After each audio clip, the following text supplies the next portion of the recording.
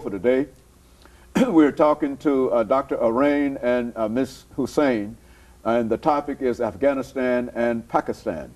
And of course, Ms. Hussain, let's allow you during this last segment to talk about, to continue in a real sense some of the information that Dr. AArain has already given us, but to talk about Pakistan in reference to the information, the foundation that he laid there.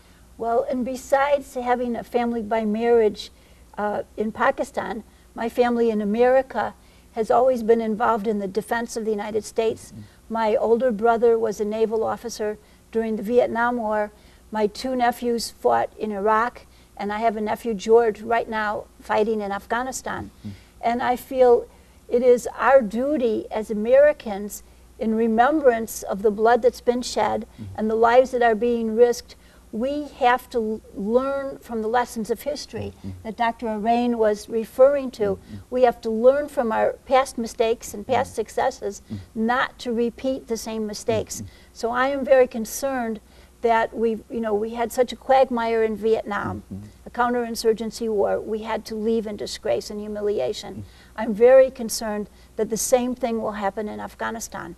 And one part of me, of course, wants that my nephew should have the best equipment and people should come and help him and he should be safe and secure.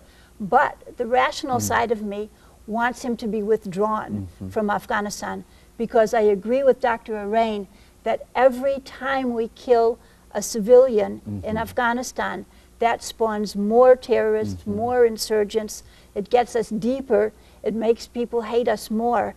And in terms of Pakistan, I'm also very concerned about the drones that we're sending into Pakistan, the incursions that we're making over the Pakistan border.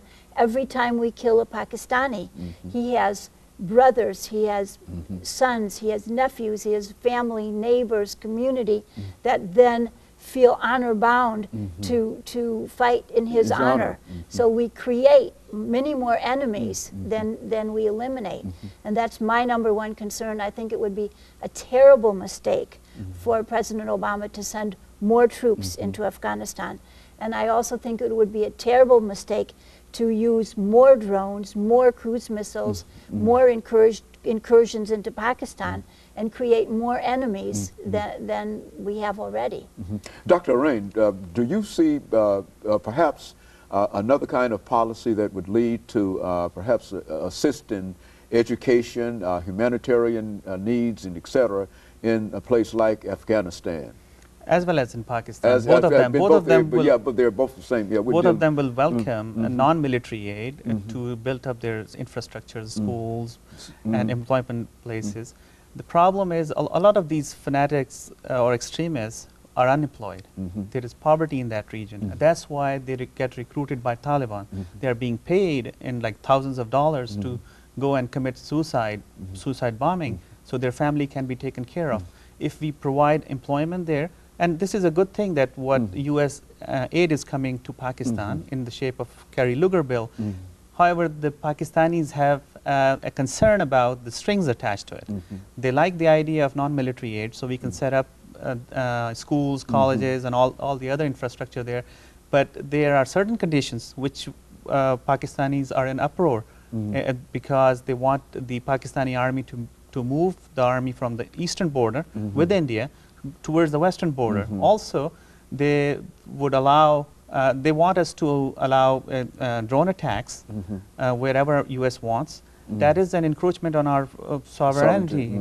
And the other thing is that they want certain cities to be targeted, like Quetta and Muridke. These are the areas where allegedly there are some camps.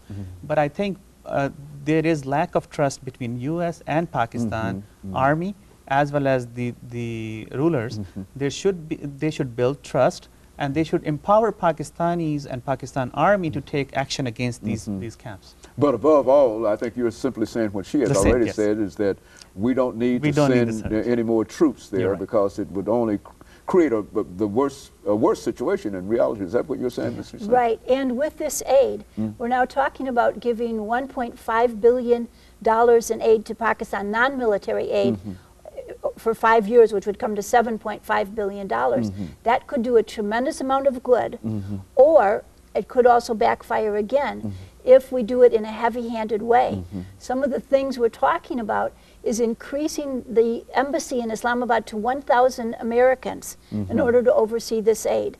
I think that will backfire against us. We don't want Pakistanis to feel they're in an occupied country like Afghans feel now.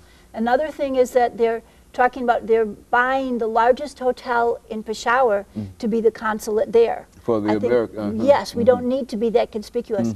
The worst thing is they're talking about hiring more foreign contractors. The notorious Blackwater Corporation, the same Iraq kind of which situation. now calls itself XE, it has already been